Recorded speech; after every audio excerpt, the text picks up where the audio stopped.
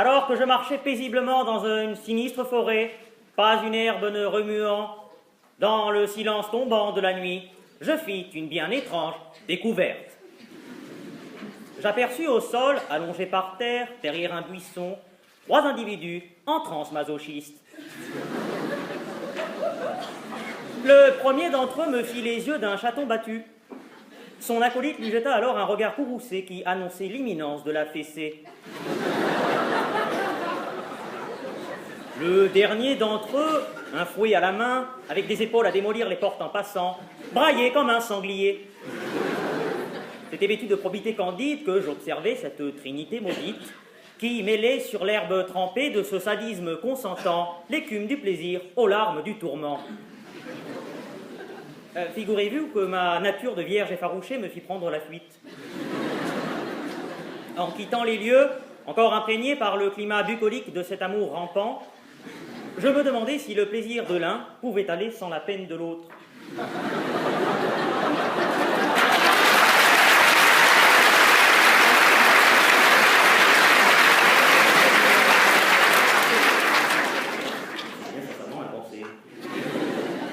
Le désir, dont le plaisir et la fin heureuse, ne naît jamais seul. La médiation d'un autre est nécessaire à sa formation. C'est ce que René Girard appelait la triangulation du désir. Le désir, qu'il soit déviant ou non, est toujours un désir emprunté. C'est parce que l'autre veut quelque chose que je le veux aussi. La convoitise est affaire de mimétisme, le mimétisme est affaire d'altérité, l'un ne peut aller sans l'autre. Il est tout aussi improbable que l'un aille sans l'autre dans l'univers mouvementé de l'amour. L'amour, voyez-vous, est quelque chose qui se découvre à deux et qui se partage. L'amour sans connexion est une passion aride et une émotion vide. Le discours d'Aristophane l'a bien montré. Nous sommes des moitiés coupées, en quête perpétuelle de l'autre moitié.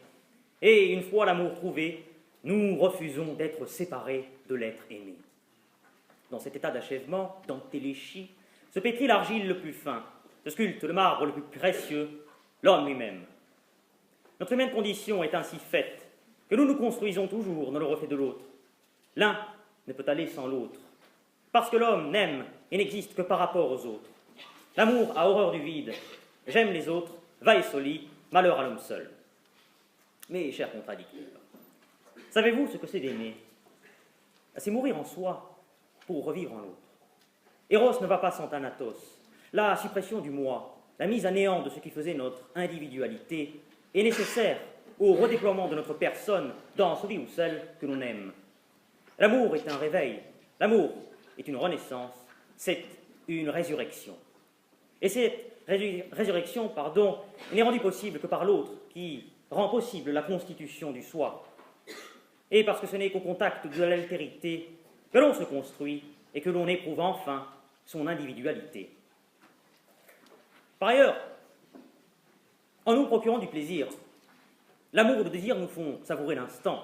Ce n'est pas vous qui allez me dire le contraire. Et ils nous font vivre le temps autrement. Le temps est une succession d'instants, et savourer ces instants, c'est se libérer par rapport au temps qui nous enferme entre passé et avenir, entre l'un et l'autre. Et finalement, c'est avoir une autre conception du temps qui se dilate pour nous laisser des interstices de liberté, un peu comme les montres molles de Salvador Dali. L'instant présent, où l'on vit son désir, son amour, contient donc un germe de liberté. Il nous affranchit du temps et de sa ligne de conduite, Bergson l'a bien montré. Alors l'un ne va pas sans l'autre, car le temps ne va pas sans l'instant, parce que l'instant est une autre facette du temps. Sans l'instant vécu, le temps est à jamais perdu. Le passé, le présent et l'avenir n'ont de sens que lorsqu'ils gravitent autour de cet intervalle qui nous permet d'interpréter autrement le temps. Encore cette idée d'altérité. Et plus encore, si le temps ne va pas sans l'instant, le temps ne va pas sans le souvenir de cet instant. Mesdames et messieurs les jeunes, souvenez-vous de votre jeunesse. À l'époque où vous gambadiez dans la prairie, insoucieux, à l'époque de votre premier amour, lorsque vous étiez léger, frêle, chevelu.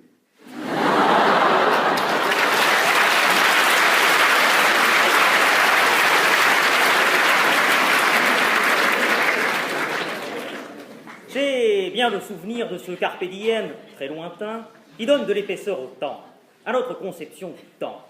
Le souvenir de l'instant permet d'avoir conscience du temps, conscience objectale, l'autre. Le temps n'est vivable que s'il a l'apparence d'être vécu à chacun de ces instants et de manière différente, cet anneau de l'éternel retour que décrivait si bien Nietzsche. On ne peut pas vivre sans l'autre façon d'envisager les choses, c'est-à-dire sans le perspectivisme. Mais si l'on se centre sur le sujet qui se souvient et qui pense, c'est-à-dire nous-mêmes, on aboutit à un paradoxe. Les vies de Rastignac et de Julien Sorel en font pleine foi. Ils cherchent à s'introduire dans la société et, sachant que les hauts lieux de la mondanité sont imprenables par une attaque de front, ils décident de s'y glisser avec un masque, en dupant l'ennemi, sous couleur de le servir.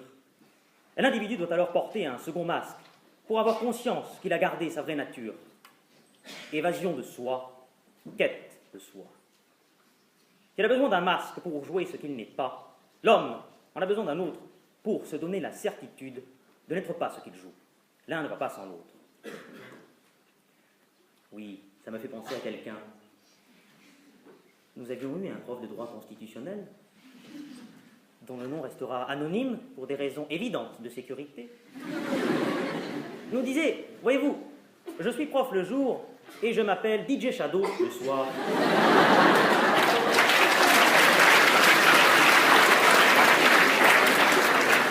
Bah, vous allez me dire, l'exemple est un peu célèbre, hein, tout le monde le connaît, hein, et tout le monde sait de qui il s'agit. Alors évacuons d'emblée le débat sur la schizophrénie en milieu professoral, parce qu'après tout, on a tous nos moments d'égarement. Plus sérieusement, ce qu'il faut retenir, c'est que dans le bal costumé de la société, n'entre pas qui veut. On y pénètre avec un masque, avec deux masques, et une fois accepté, on s'y représente et on y danse. Le port du masque est ici obligatoire. Alors à terme, le masque et celui qui le porte ne font qu'un, et l'un ne peut plus aller sans l'autre. Ils sont devenus des conditions réciproques de vie. L'individu insuffle de la vie à son masque, et le masque lui permet d'exister comme objet de perception. Le prêtre irlandais Berkeley disait « Es et percipi ». Être, c'est être perçu. Je suis perçu, donc je suis. On ne s'éprouve que dans le regard de l'autre. L'apparence est devenue une façon d'être, l'esthétique une éthique, l'un ne va pas sans l'autre. On ne s'évade dans le regard de l'autre que pour mieux nous retrouver.